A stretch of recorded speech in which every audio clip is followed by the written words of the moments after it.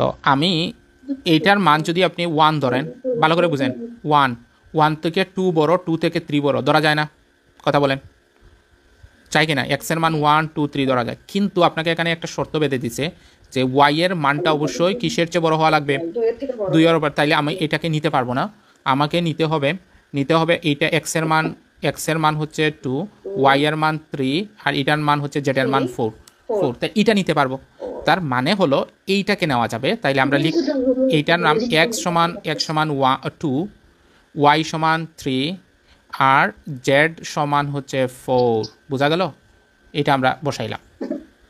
তাহলে মান পেয়ে গেছেন। এখন আপনি জাস্ট মান বসাইয়া দেখবেন শর্তগুলো মানে কিনা। ক নম্বর অপশনে আসি। ক নম্বর অপশনে লেখা আছে এক্স, ওয়াই এবং জেড গ্রেটার দেন 0। তাহলে এক্সের মান কত? এক্সের মান কত বলেন? এক্সের মান 2 ইন্টু ওয়াই এর মান কত? 3, জেড এর মান কত? 4। এটা 0 এর চেয়েও বড় কিনা? আর এখানে বলছে অবশ্যই ভুল হবে, তাহলে এগুলো সঠিক হবে। তাহলে এটা 0 এর চেয়ে বড় হবে, গুণ করার দরকার নাই, গুণ করার তো দরকার নাই, এমনি বোঝা যাচ্ছে সঠিক এটা। এখন আসেন খ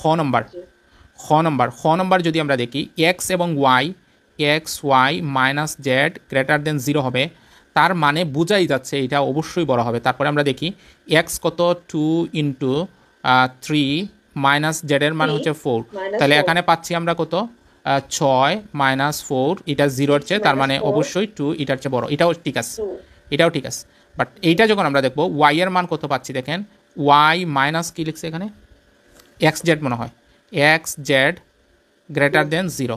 তাহলে ওয়াই এর মান কত পাচ্ছি? ওয়াই এর মান হচ্ছে আমাদের 3, লিখলাম এখানে 3, মাইনাস এক্স এর মান কত?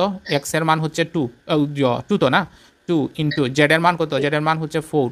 হ্যাঁ, তাহলে এখন কত আসে? 3 মাইনাস 4 দুগুণা কত হয়? 8, 0।